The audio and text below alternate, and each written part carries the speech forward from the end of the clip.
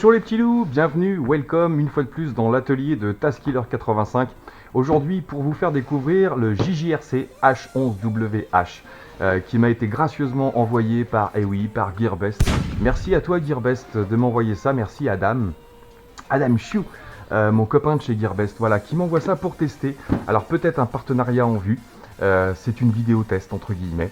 Donc on est là aujourd'hui pour parler de ça, donc je vais vous parler de ça, on parlera du reste un petit peu plus tard. Petite dédicace en parlant de petits loups, je parle aux petits loups qui vont au collège et aux petits loups qui sont à la retraite.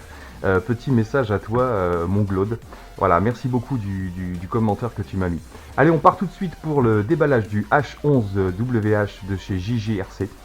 Parce qu'on aime bien JJRC, on se rappelle du H31 qui est en promo actuellement chez Gearbest, donc n'hésitez pas à aller y faire un petit tour, je remettrai le lien dans la description. Pareil pour celui-ci, très beau petit bébé, très sympa. Maintenant on le déballe, on va voir ce qu'il y a dans la boîte. Vous êtes prêts? Allez, c'est parti. Ting, nous y voilà. Voilà donc tout ce qui compose notre kit du JJRC H11WH. Alors on a bien sûr une petite notice sur laquelle on va retrouver l'application, que ce soit Android ou iOS, car cet appareil est équipé d'une caméra Wi-Fi que vous pouvez piloter à l'aide d'un téléphone, tout simplement, ou d'une tablette. Une petite caméra Wi-Fi qui est là. Et on peut également commander l'appareil, télécommander l'appareil avec le téléphone.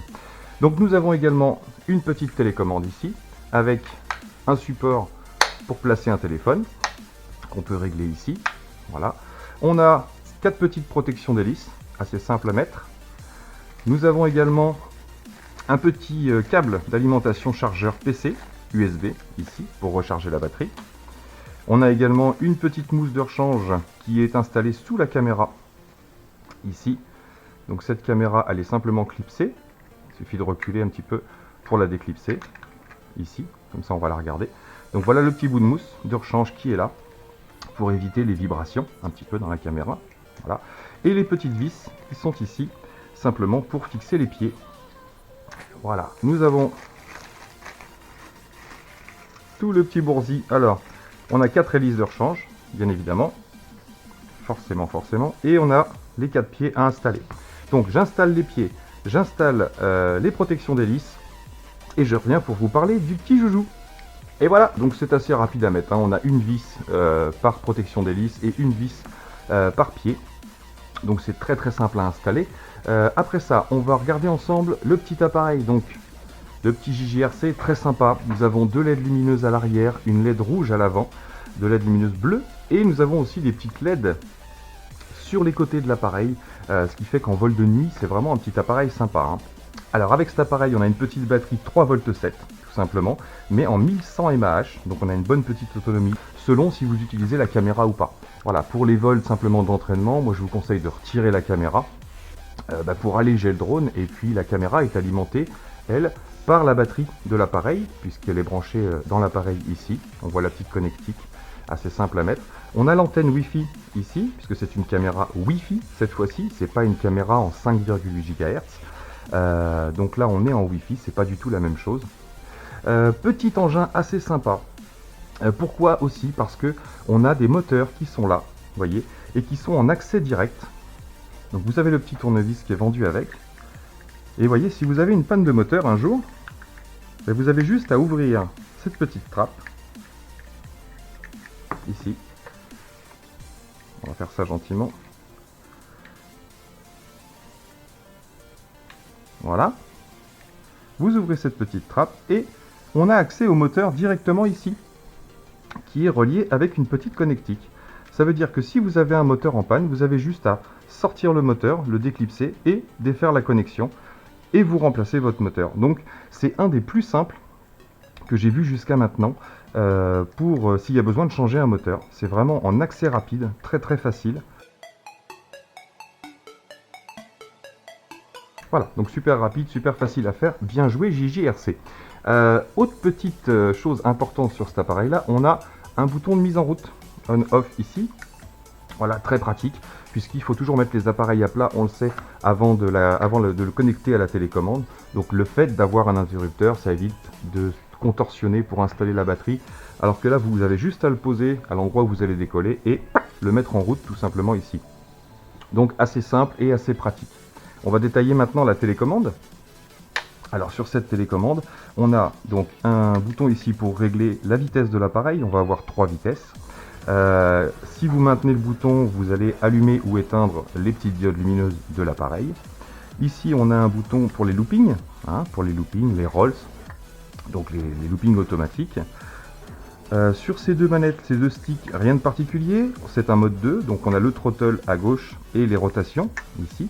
Et à droite, on a avant-arrière, gauche-droite, tout simplement. Et on a en plus, très sympa, un bouton en appuyant sur le stick qui permet de couper les moteurs. Voilà. Vous le savez, la durée de vie des moteurs, c'est surtout quand vous bloquez une hélice, que ce soit dans une branche ou autre. Surtout ne pas forcer sur le moteur. Et donc ça permet de couper le moteur instantanément. Et je trouve ça très sympa parce qu'il est facile d'accès. Donc bouton de mise en route de la télécommande, ici tout simplement. Bouton pour prendre les photos. Ici pour commencer la vidéo, tout simplement. Alors vous avez aussi un accès, on va le voir, sur le téléphone pour la vidéo. On verra ça après. Ici nous avons CF mode Key Return, c'est-à-dire que vous avez soit le mode headless, soit le mode retour à la maison. Comme tous les autres appareils, c'est un mode qui va faire revenir l'appareil vers la télécommande, mais qui ne va pas le poser, tout simplement. Ici, le Start-Stop, c'est un appareil qu'on va pouvoir démarrer, simplement, ou arrêter d'ici, c'est-à-dire que quand vous voulez le poser, par exemple, eh bien, un petit peu comme le Pioneer, qui est là-haut, le petit JXD, vous le mettez à 3-4 mètres du sol, 4-5 mètres du sol, vous appuyez sur Start-Stop, et l'appareil va se poser, tout simplement. Il n'aurait plus qu'à le diriger pour le poser proprement. Le bouton Reset ici, c'est pour le calibrage de l'appareil. Petite fonction assez sympa aussi, c'est que tous les trims sont en forme de croix, tout bêtement. Donc ici, on va pouvoir régler le trim avant-arrière. Ici, vous réglez les trims transition droite-gauche, bien évidemment. Là, vous avez le trim pour régler les rotations. Et celui-ci n'est pas un trim pour le puissance, c'est un trim qui sert à orienter la caméra. Voilà. Sur cette petite caméra qui est ici, donc pas grosse résolution, on doit être en 2 millions de pixels, mais suffisant pour des premières petites images ou pour débuter le FPV, vous avez ce bouton qui va permettre d'orienter, car la petite caméra est équipée d'un moteur, qui va permettre d'orienter ici la lentille de la caméra. Donc, trêve de bavardage, on va brancher l'appareil pour pouvoir explorer un peu plus profondément. Alors, on a une petite trappe en dessous. Le sens de la batterie est assez important pour pouvoir caler les fils. Donc, je vous montre ça.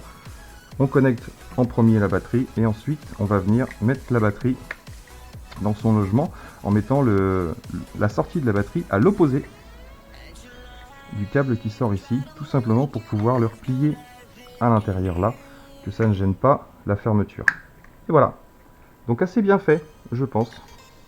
Pour ce petit engin, il n'y a pas besoin de tourner dans tous les sens. Alors avant la mise en route, je vais vous parler de l'application. Sur le manuel qui est ici, vous avez bien sûr de l'anglais et du chinois. C'est assez simple, il n'y a pas beaucoup de choses qui changent des autres appareils en ce qui concerne le pilotage. Mais vous avez ici donc les petits codes barres qui vous permettent d'avoir l'application. Alors, première chose à faire, vous allez sur votre téléphone, une fois que vous avez allumé l'engin bien sûr, on va tout de suite le pairer. Donc on va l'installer à plat, on va le mettre dans le bon sens. Clic, on allume l'engin, vous allumez la télécommande, et une fois que l'engin va clignoter en fixe, pac, vous montez et vous descendez. Et là on a le contrôle de l'appareil. On peut le tester tout de suite, start stop, et l'engin ne demande qu'à partir. Hop, arrêt d'urgence, bien pratique cette petite chose là. Donc voilà, nous avons connecté l'appareil. Maintenant on va aller sur le mode Wi-Fi de notre téléphone. On trouve ici le UAV AP, l'application, donc c'est celui-ci. Et vu que juste avant vous avez téléchargé l'application, on va se retrouver sur notre appli qui est là, c'est la Fly Eye en ce qui me concerne. Et ici on va rentrer directement hop, dans l'application. Et voilà, nous y voici, nous y voilà. Oh mais c'est moi, oui, c'est moi. Alors comment ça se passe? Je vous explique pour cette application. Oh, ça fait bizarre de parler en se regardant. Il fait chaud, il fait très chaud. Alors sur cette application, vous allez avoir possibilité soit de contrôler votre appareil, ici. On a la mise en route de l'engin qui se fait sur ce bouton-là, avec hop, l'arrêt d'urgence qui est là. Donc ça c'est pour contrôler votre appareil. Vous allez avoir le stick gauche et le stick droit, ici. Ici vous avez la fonction pour piloter votre appareil avec le gyroscope du téléphone. Donc ça c'est pour ceux qui veulent piloter avec le téléphone. Moi je vous conseille d'utiliser le téléphone simplement pour régler la caméra et pour gérer la caméra. Alors on va tout de suite regarder une petite fonction qui permet d'orienter la caméra. Regardez, je vais baisser la caméra. Donc je baisse la caméra, regardez. Voyez. Et ici je remonte la caméra. Voilà. Donc petit engin, pas très cher, mais avec pas mal de possibilités, puisque vous allez pouvoir orienter la caméra en plein vol. Donc c'est assez sympa, puisque les autres appareils ne le font pas, généralement. Donc quand vous avez connecté tout ça, hop, vous pouvez placer votre appareil sur la télécommande, deux positions, soit à plat, soit vous pouvez remonter ici. Tac. Donc sur cette télécommande, on a une commande de puissance, donc qui correspond au bouton qui est là. Donc là vous avez 30% de puissance, 60% de puissance et 100% tout simplement.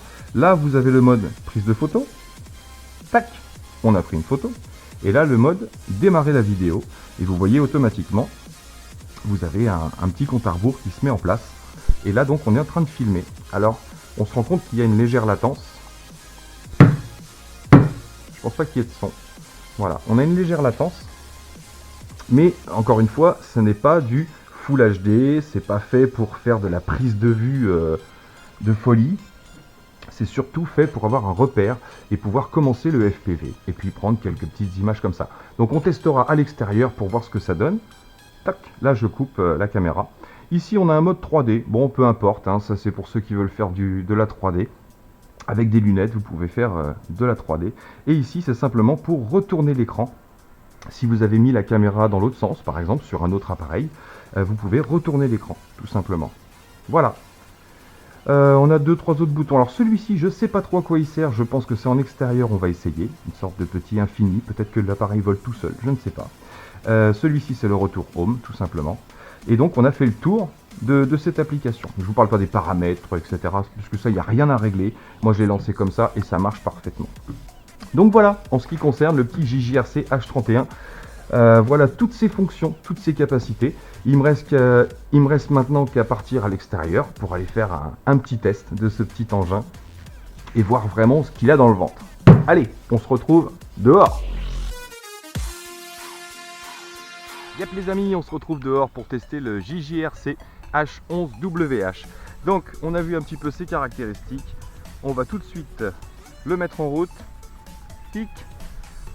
Je l'oriente dans le sens bien sûr où je pourrais faire du mode headless. Donc je me souviens du sens. On allume la télécommande. Et on prend le contrôle. Donc là, on a le contrôle de l'appareil. Maintenant, on va prendre la Wi-Fi. Voilà, oh, 4-5 secondes, ça va assez vite. On ouvre l'application et on prend celui de droite ici pour le mode avec maintien d'altitude. Donc c'est parti, on va tester ça tout de suite. Let's go. On fait d'abord un calibrage. Donc on met le manche tout en bas et on appuie sur Reset. Voilà. Ensuite l'appareil clignote et va automatiquement se calibrer. Pensez bien à mettre la manette vers le bas, hein, sinon si vous faites un reset en mode normal, si vous lâchez le stick de puissance, vous aurez moins de puissance à la sortie. Hop, allez c'est parti. On décolle.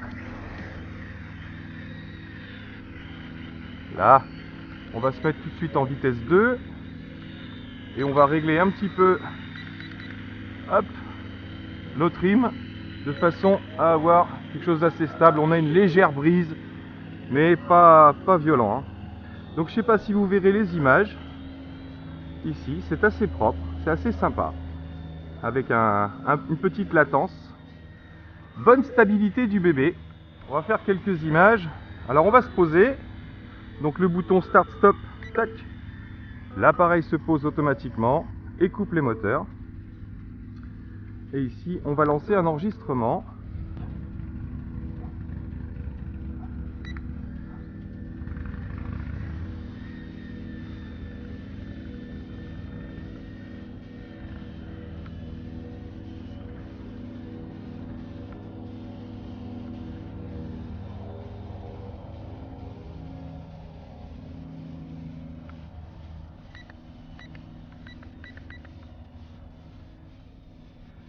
Donc on peut orienter facilement l'appareil et également donc la caméra. Là je l'ai orienté légèrement vers le bas.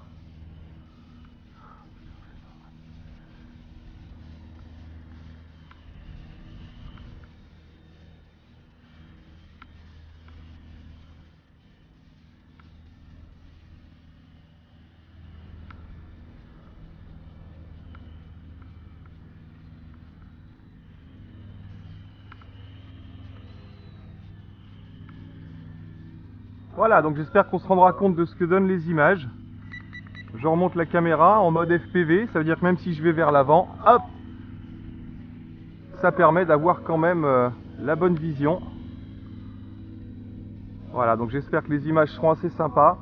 Donc pensez que cet appareil a environ 60 mètres de portée, donc vous éloignez pas trop non plus. C'est pas fait pour faire des folies. Donc on aura vu ce que donnent les images. Je vais arrêter la vidéo. Hop, et on va voir ce qu'il donne un petit peu. Donc là on va se tenter le mode retour maison. Donc on l'emmène un peu par là. Hop, on va le tourner un petit peu et on fait un retour maison. Hop, et l'appareil revient automatiquement. On reprend le contrôle. Et automatiquement, alors ça j'aime bien, on se retrouve en mode headless. Regardez, je fais tourner l'appareil. Je pousse vers l'avant. Hop. Je tire vers l'arrière. Donc voilà le principe de celui-ci. Et c'est vrai que c'est assez sympa. Parce que quand vous faites un retour maison, bah, vous ne savez pas forcément dans quel sens vous êtes. Donc vous le voyez quand il revient, bien sûr.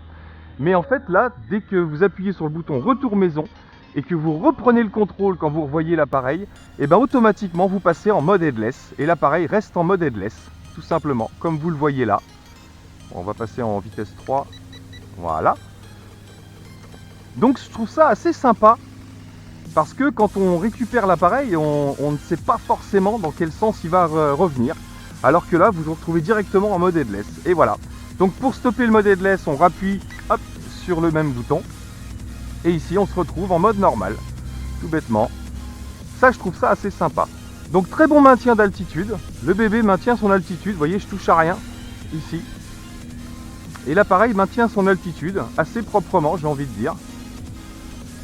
Bon, sauf en vitesse 3 hein, bien sûr, hein. Quand vous êtes en vitesse 3, forcément il va perdre un petit peu. Donc là on est en vitesse 1 ou 2, je sais plus. Hop, coupure moteur dès qu'on touche le sol. Et là je crois que je n'ai plus de batterie. Bon, on aura pas mal tout testé quand même hein. Oh oui, il redécolle. Mais je pense qu'on est en fin de batterie. Alors pareil hein, ne tirez pas trop sur la batterie quand ça commence à clignoter. Perdez pas de temps pour vous poser. Voilà, ça évitera de perdre en autonomie au niveau de la batterie. Pareil, si vous voulez gagner en autonomie et juste piloter votre appareil, je vous conseille aussi d'enlever la caméra puisqu'elle est branchée sur la batterie, donc ça consomme énormément. Donc voilà, petit conseil d'amis. Ne mettez pas la caméra, vous allez l'alléger et vous allez avoir beaucoup plus d'autonomie au final. Allez, on va se poser. Donc on appuie sur le bouton je me pose, kick. Et l'appareil va descendre tout seul, vous n'avez plus qu'à le diriger. Et arriver au sol, soit vous coupez les moteurs, soit il se coupe tout seul. Et voilà. Bon les amis, c'était Taskiller 85 pour un petit test avec le JJRC H11WH. Merci à Adam de m'avoir envoyé cet appareil là. J'espère que ça vous plaira, j'espère qu'on va pouvoir voir plein d'appareils et que je vais pouvoir vous offrir des cadeaux parce que vous me connaissez, si on m'offre des appareils, bah, je ne vais pas les garder pour moi, je vais finir par les offrir, il y a de grandes chances. Donc des petits concours à venir assez sympas. Restez à l'écoute, portez-vous bien et à bientôt dans mes vidéos. Allez, ciao ciao!